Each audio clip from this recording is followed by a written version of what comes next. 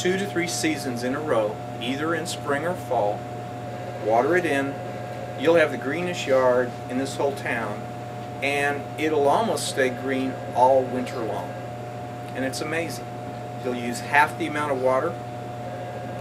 It will have, not to say it will not have disease problems, but it's more likely not to have disease problems just from the benefits of the composting, building roots, feeding microorganisms, bacteria, fungi, everything that live in the soil. That's what organic gardening is about, is getting healthy soil, and your soil in turn feeds your plants.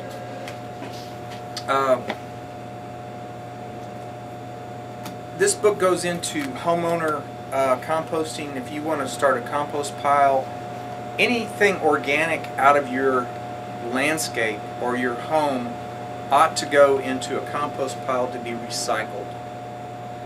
Landfills are filling up. We don't need to send things there. We want to replenish the organic content of the earth, and people are really screwing up. They're pumping chemicals into the farms. They're putting more and more chemicals because the plants aren't producing anything, because they're not adding to the organic content by recycling cover crops, low-till, no-till, putting compost back in that's been depleted and used up. That's one of the biggest problems, is our organic content around the world is decreasing every year. Sir Albert, I'm going to forget his name, Howard, he's the father of composting. He said healthy soil equates to healthy plants, and then again healthy animals that eat the plants, and it's one big cycle. And if our soil is depleted of organic matter and humus because we've depleted it, we're going to have to pump the old style, pump more chemicals on it, pump more chemicals on it. It's a vicious cycle, and a lot of people know what bad food equates to bad health. So in your own home, in your own landscape, you can start on a small scale and learn the benefits of composting. There's all kinds of compost. What's compost? Compost is organic matter that's been broken down, decomposed, or dissected down to its basic mineral ingredient. In other words, you'll take bark mulch, food scraps, grass clippings, twigs, leaves, manure, dead animals, put them in a pile, and nature will break that down into a material that looks like soil. There's all kinds of formulas for compost. Some people use manure-based compost with wood chips. Some people use only food scraps, vegetative matter with wood chips. Some people, San Antonio water system saws, they use biosolids or sludge compost. Mix it with a bunch of wood chips, put it in a static pile, which is a huge mound. In about 6 months, turn it about 4 times, screen it a couple of times, wait till the microbes have eaten everything, decomposed everything, and you come up with a rich, non-smelling, non-polluting soil additive that's beneficial for anything in the landscape. From my experience, Malcolm made a manure base. He used stable bedding, wood chips, vegetative matter from paste picante, from prisons, all that leftover food scraps, and did his static pile method, and sold a very, very fine manure-based compost at Gardenville for years and years. He also made, Gardenville has been in charge of the biosolids program for saws for a number of years now too, and that's the best thing going for a lawn. People are really worried about the metals and everything that goes into sludge, but by the time you get the microbes working on it, it's broken down to the point where anything toxic is at the very safe level, safest level it can be, or has turned actually into a gas and has gone up into the air. So EPA tests that stuff all the time, and people ask me if I will use biosolids compost, and I use it all the time in my landscapes, all the time. And I know Malcolm, who's Mr. Organic, will use it and not hesitate in using it in anything that he grows and sell it to anybody that walks in the door, because it's a very, very safe product.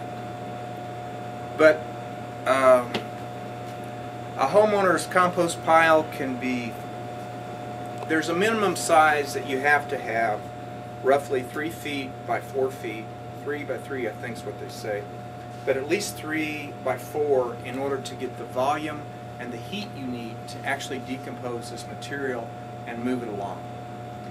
I used to pile my leaves, my grass clippings, my twigs, my shrubs, anything from the garden in the corner of my yard and leave it. I'd add more, it'd sink. I'd add more, it'd sink. I'd come back in a year's period and brush away the top layer, and down on the bottom was finished, fine, wonderful compost. And that's what everybody here ought to do with their waste from their garden. You know, anything that falls out of the trees. Coffee grounds, of course, eggshells, paper, newspaper, food scraps. They say don't put animal manure in there, dog and cat manure, but the average homeowner doesn't heat the pile quick enough or hot enough to really break it down, but any manure can go into a compost pile.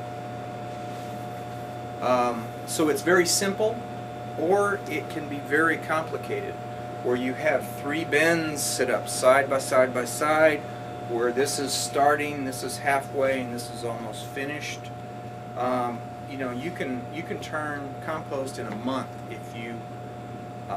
It has to have certain elements. It has to have carbon, which is anything brown, leaves, grass, cardboard.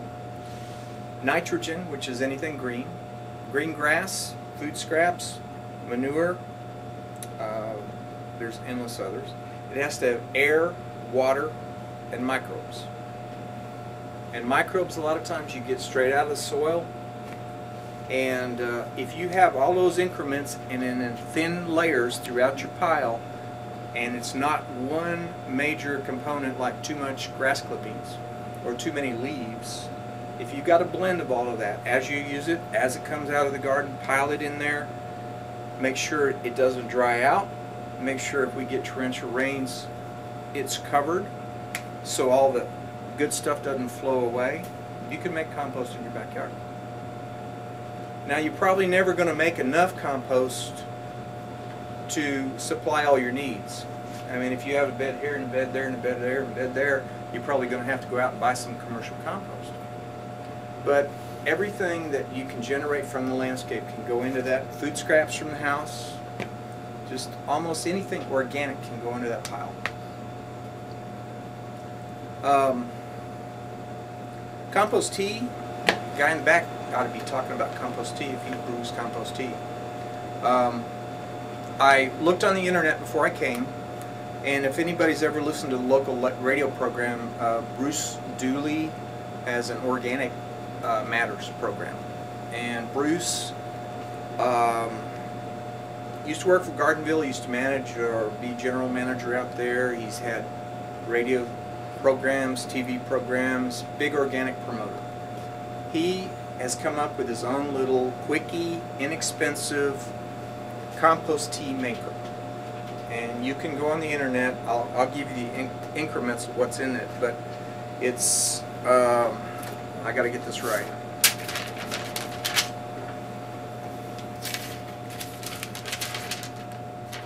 Dooley's own little Texas tea brewer. And for people that want to get into the homeowner level of brewing your own compost tea, this is a great little system. It's really inexpensive, simple ingredients, and you can do it. Why would you want to make compost tea? Anybody got ideas, except for the guy that makes tea? Liquids. Plants take up liquids quicker. As far as decomposing something, there's nothing more decomposed and broken down than an actual liquid. So if you've got a good garden compost from Gardenville, or you've got another special compost, and you want to get the best use out of that you possibly can, and get the widest distribution of that you possibly can, you would want to throw it out as a liquid.